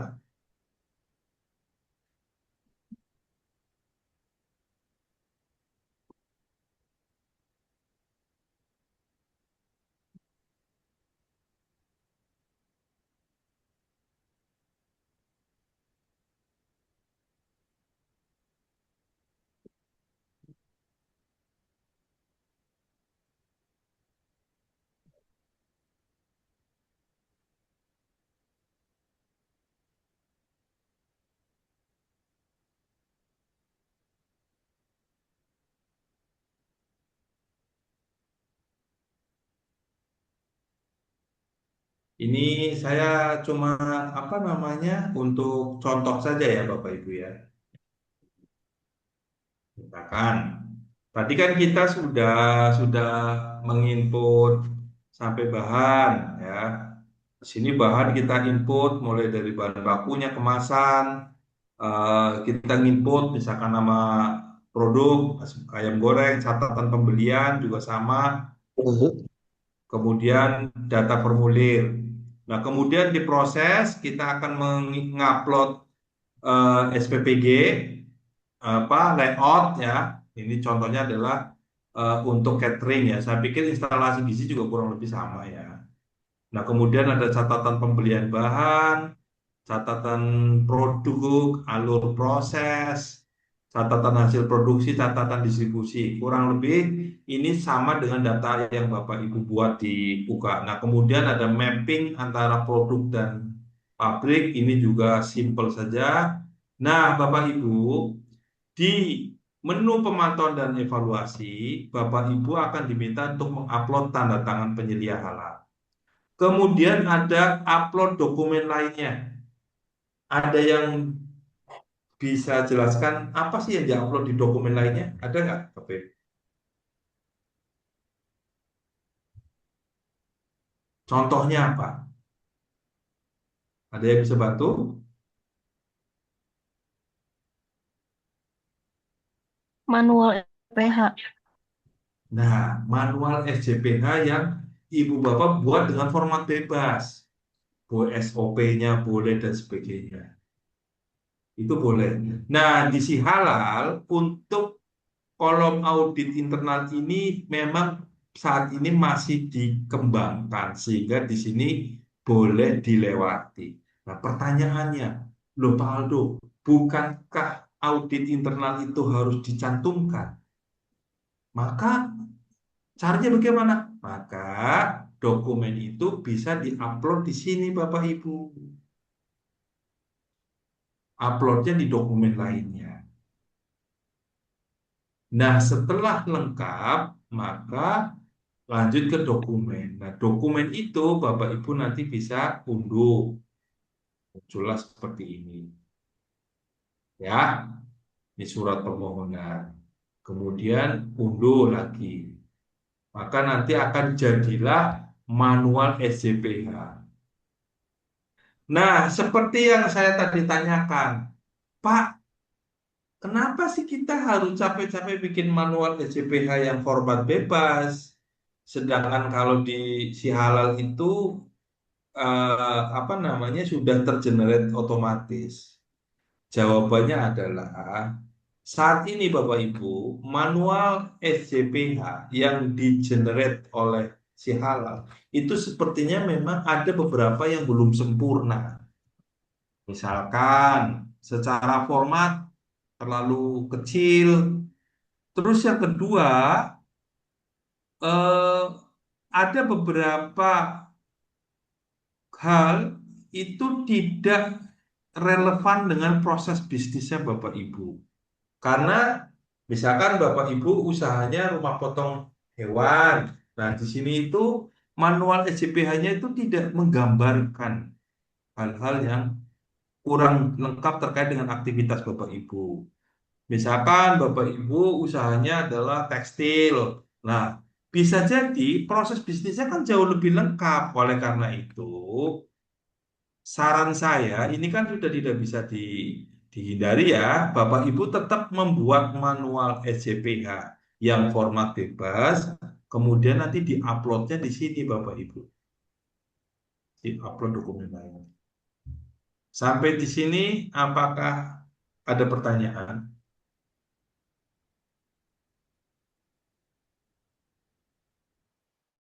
Mau bertanya, tim pendampingan ini kan LP3H saya, Pak. Untuk pendampingan usaha reguler, misalnya kayak bakso gitu loh, Pak. Gitu loh. Apakah perlu itu, Pak, STPH-nya itu, Pak? Coba ulangi lagi Pak.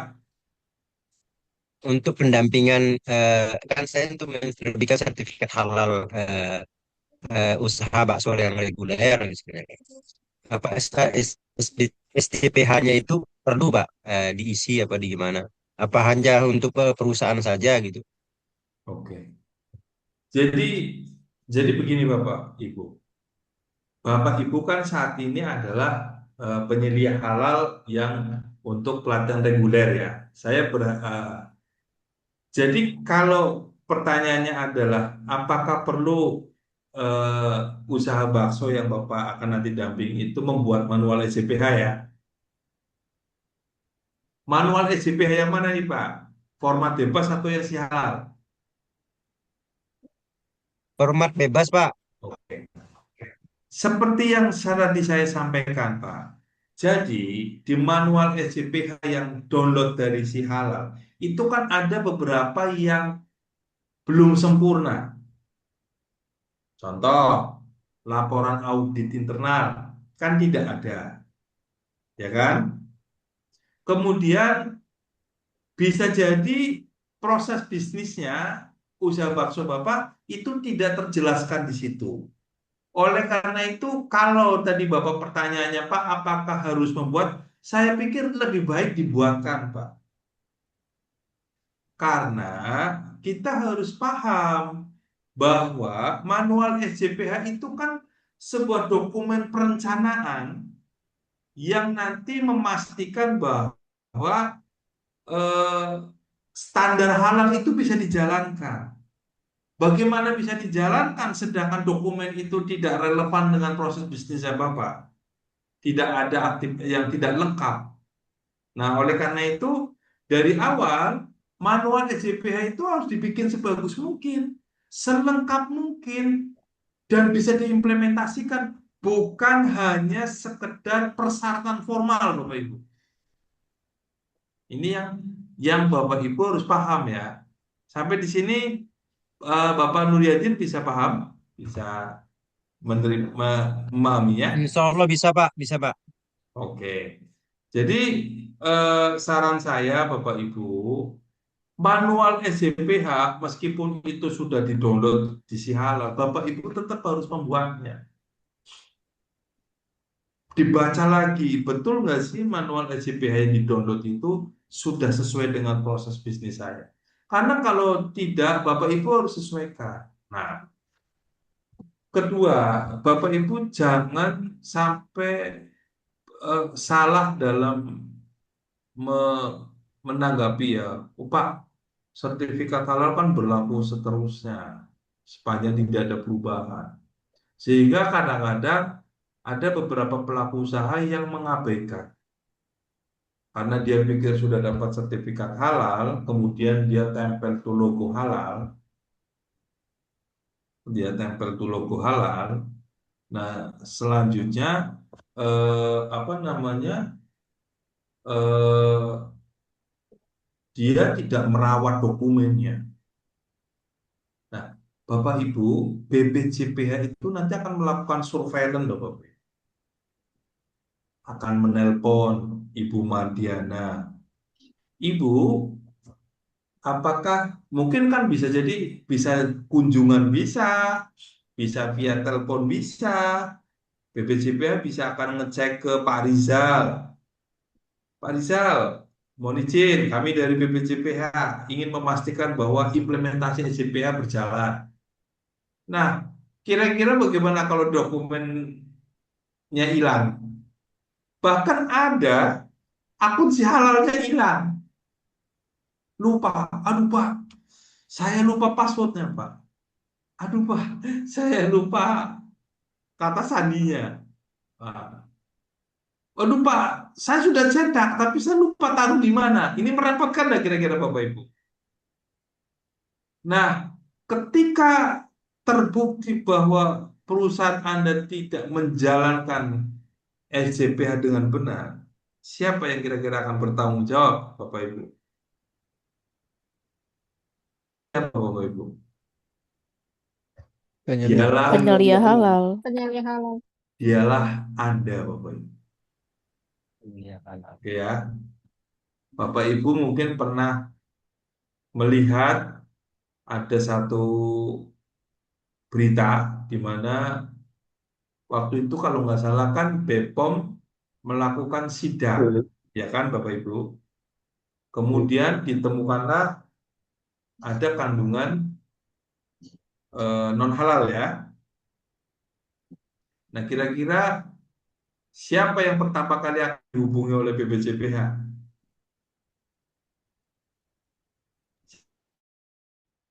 Penyelia Penyelia halal. halalnya, Pak. Penyelia halal.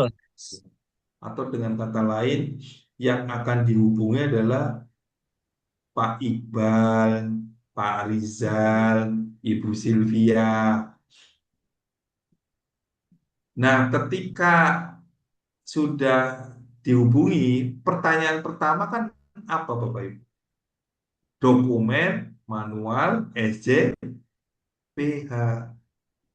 Nah, kalau yang Bapak Ibu input datanya hilang, tidak sesuai, kira-kira terbukti nggak? Ini dia problemnya, gitu kan? Nah, oleh karena itu, Bapak Ibu betul-betul harus bisa menyusun manual SJPH dan data yang diisi halal itu betul-betul harus update. Tidak boleh hanya untuk membatalkan kewajiban formal. Khususnya para pendamping juga yang mungkin Bapak Ibu kan mendampingi PU. Jadi tidak boleh asal, semuanya harus dibuat sebaik mungkin dengan harapan manual halal yang digenerate oleh si halal hasilnya bisa menggambarkan seluruh proses bisnisnya pelaku usaha. Sampai di sini ada yang mau ditanyakan, Bapak Ibu? Saya Pak, Ye. tadi kan dalam pendaftaran baru ya Pak, di pertanyaan-pertanyaan pertama saya yang tadi produk-produk yang kita pakai bahan Pak, ini sekarang kan lagi banyak kesusahan Pak. Untuk kita daftar nih, sudah terdaftar misalnya, untuk ganti bahan baru itu masuk ke pengembang kan Pak ya. Nah ini Oke. berapa lama Pak? Oke. Kalau tadi kan 21 hari baru. Kalau pengembangan atau ganti barang lah, substitusi barang berapa lama Pak? Oke. Jadi pada saat materi regulasi kan sebetulnya sudah dijelaskan, Pak. Jadi pengembangan itu kan kalau ada pendaftaran produk baru ataupun pengembangan lokasi ya. Nah, tetapi untuk bahan itu tidak, Pak. Bahan itu kewajiban Bapak adalah Bapak mengajukan atau melaporkan ke BPJPH dan LPH, Pak. Hanya saja memang mekanisme detailnya belum diatur oleh BPJPH. Nah, yang harus dipastikan adalah bahan itu harus sesuai dengan standar. Itu, Pak. Bisa dipahami, Pak? Misalnya barang tersebut memang oke lah, sudah bersertifikat halal Pak. Kita tanyakan ke BPJH atau menunggu jawaban atau bagaimana boleh pakai gitu. Kan, oke. Jadi, saya ambil langsung kasus ya, Pak. Bapak selama ini kan menggunakan gula A yang sudah bersertifikat halal, itu ya. Nah, kemudian karena lebaran, gula A kan tidak ada. Maka sebagai seorang penyelia halal, Bapak kan akan mencari alternatif bahan. Ya. Tetapi yang harus dipastikan adalah alternatif bahan itu harus sesuai dengan standar halal. Dia punya sertifikat halal. dia punya dokumen pendukung halal. Dan itu nanti akan dicek dulu oleh Bapak. Nah, cara ngeceknya kan sudah diajari ya di websitenya BPJPH dan sebagainya. Nah, kalau dianggap sudah sesuai, Bapak bisa berkirim surat ke BPJPH, Pak, melaporkan. Begitu, Pak.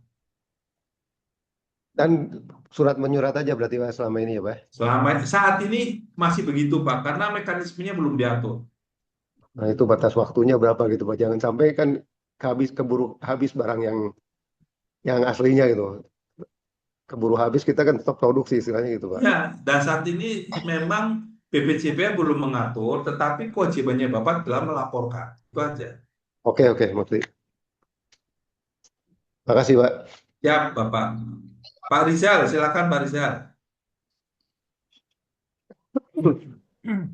Jadi case-nya gini, Pak. Kan perusahaan kami itu sudah sertifikasi halal itu 2024. Nah, Oke. ini kan ada pengembangan produk. Nah, Ya, nama produknya itu bertambah gitu, Pak. Nah, waktu pengajuan 2024 itu pakai LPH UB. ya. Nah, kemudian karena ada proses penambahan ini kita resertifikasi. Nah, ini pakai LPH lain. Nah, ternyata saya lihat di akunnya itu ada pengajuan baru bukan masuk pengembangan. Itu gimana, Pak? Oke. Jadi yang namanya pengembangan, Pak, itu kan berarti dengan ID yang sama. Oke. Pengembangan itu berarti nomor ID sertifikat halalnya sama. Kemudian sertifikat yang muncul itu akan hanya pada penambahan produk ataupun ruang lingkup lokasi. Sehingga nanti nomor ID-nya sama.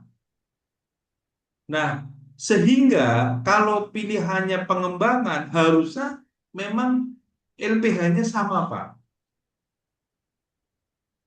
Tetapi ketika Bapak mengajukan penambahan tapi dengan LPH yang baru, nggak bisa pengembangan. Karena itu berarti nomor ID-nya kan baru. Sampai di sini bisa diterima, Pak? Bisa, Pak, bisa, Pak. Nah, Nah, pertanyaan selanjutnya itu kan produk yang lama itu sudah terdaftar di ini ya Pak ya BPJPH di tracking produk halalnya. Nah itu ketika nanti pakai ID yang baru, yang lama itu auto generate hilang atau gimana Pak? eh, jadi ID yang baru itu kan hanya menampilkan apa namanya produk yang Bapak tambahkan itu saja. Jadi nggak bisa apa produk yang lama Bapak menggunakan ID yang baru. Karena ketika menggunakan ID yang baru pada websitenya BPJPH tidak akan tampil. Sampai di sini dipahami, Pak. Sehingga Bapak akan menggunakan dua nomor ID yang berbeda, QR yang berbeda. Karena pada saat prosesnya Bapak melakukan kesalahan kan, yaitu pengembangan tapi LPH-nya berbeda. Harusnya kalau Nah, pengembangan ID-nya mau sama, berarti LPH-nya sama. Begitu, Pak. kemarin itu dikarenakan ini Pak faktor cost. Jadi costnya kalau pakai LPH yang lama itu tinggi. Ya, ya, itu sih apa namanya ada banyak ini ya. Cuma saya lebih kepada penjelasan teknis. Sehingga nomor ID-nya Bapak mau nggak mau, suka nggak suka harus menggunakan dua ID itu, Pak. Nggak bisa digabungin jadi satu.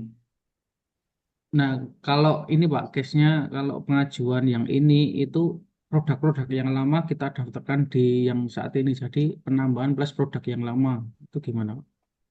Ya, boleh-boleh aja. Itu sih apa namanya memungkinkan, ya, memungkinkan. Secara sistem tidak tertolak, Pak. Hanya saja pada berarti kan untuk jumlah variannya nambah itu nggak ada masalah sih, Pak. Oke Pak, cukup Pak. Makasih Pak. Oke, sama-sama Pak. Silakan Ibu Risa sama Ibu Lisa. Baik Pak, terima kasih Pak Yan Aldo. Yang saya mau tanyakan, misalkan satu yayasan itu mempunyai banyak SPPG, Pak. Misalkan lebih dari satu begitu, tapi tidak punya NIP SPPG. Apakah bisa menggunakan NIP yayasan? Gitu. Oke. Bisa, Ibu. Tapi pengajuannya harus berbeda-beda. Karena BGN mewajibkan satu SPPG, satu nomor ID. Kemudian satu SPPG, satu penyelia halal itu. Begitu Ibu. Bisa diterima Ibu? Baik, Pak. Terima kasih. Ya. Pak, izin tanya, Pak. Ya. Menyambungnya tadi, Pak, berarti satu NIP itu bisa didaftarkan untuk beberapa jenis usaha gitu ya? Bisa. Oke. Satu NIB bisa mengajukan banyak, Pak. Oke, baik. Terima kasih. Ibu Lisa. Baik, Bapak, izin bertanya. Jadi, contohnya, saya tuh diminta oleh instansi pemerintah setempat untuk membantu mereka mendapatkan sertifikat halal pada rumah potong hewan, G. Nah, syarat utama dari rumah potong hewan sendiri itu kan NKV kan, Pak. Apabila dokumen NKV-nya saja kita tidak ada, itu apakah masih dapat kita mengajukan? Itu pertanyaan pertama. Selanjutnya itu apabila dalam kan kita nggak RPH dalam satu kabupaten itu kan nggak 1 2 Pak, melainkan 14 lah. Itu harus langsung 14 apa satu-satu saja? Sebentar, Ibu. Tadi pertanyaan yang pertama terkait dengan NKV ya. Oke. Terus yang kedua tadi gimana Bu? Ulangi lagi. Yang kedua itu kalau RPH-nya itu ingin kan satu kabupaten itu minimal adalah 14 gitu Pak. Itu kalau kita 14-nya itu harus satu-satu gitu Pak daftarnya. Itu kan per kecamatan. RPH tuh ada tuh kalau di tempat saya tuh per kecamatan Pak. Nggih. Nah, oke. Paham, saya nangkap. Yang pertama, NKV. NKV itu memang salah satu yang masih dalam pembahasan diskusi antara BPJPH dengan Kementerian Pertanian.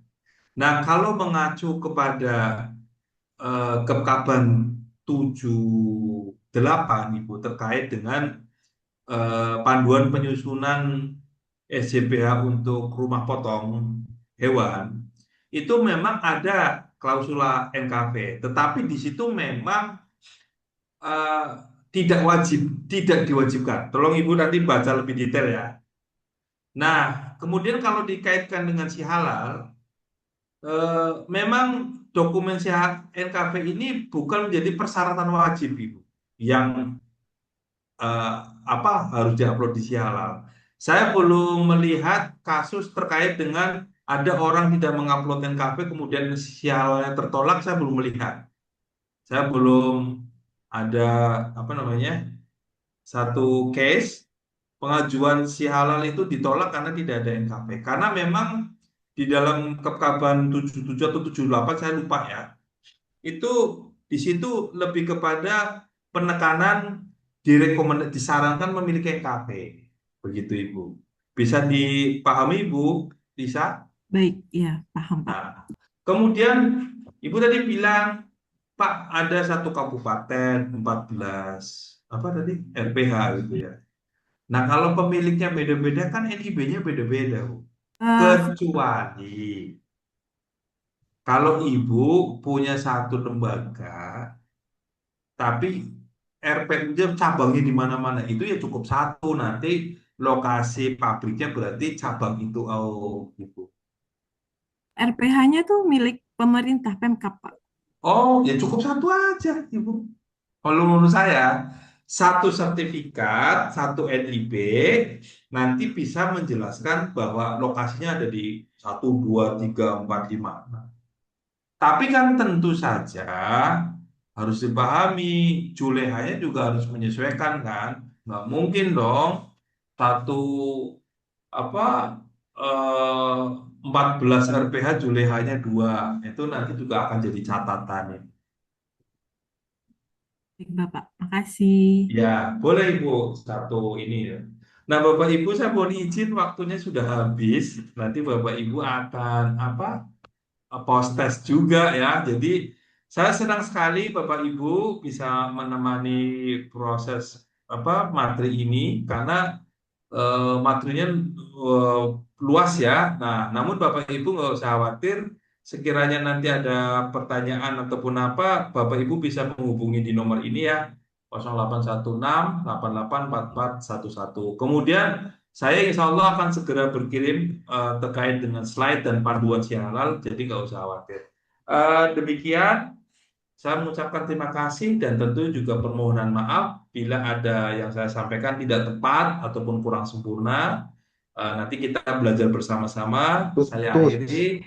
Assalamualaikum putus suaranya. warahmatullahi wabarakatuh. Waalaikumsalam warahmatullahi Waalaikumsalam wabarakatuh. warahmatullahi Terima kasih, Pak Yan. Nanti saya izin share ya Baik. Bu Ayi ya di grup. Cuma saya nggak tahu nih, saya belum Waalaikumsalam masuk grup warahmatullahi kayaknya. Nanti Iya, saya iya. kirim ke Bu Ayi Eh, aja ya. boleh Pak Aldo boleh. Tadi saya sudah share sih Pak yang terkait materinya yang sering Pak Aldo kirim. Oh iya iya baik. Terima kasih Ibu. Oke. Terima kasih. Nah, sama-sama Pak Aldo. Baik, Bapak dan Ibu, terima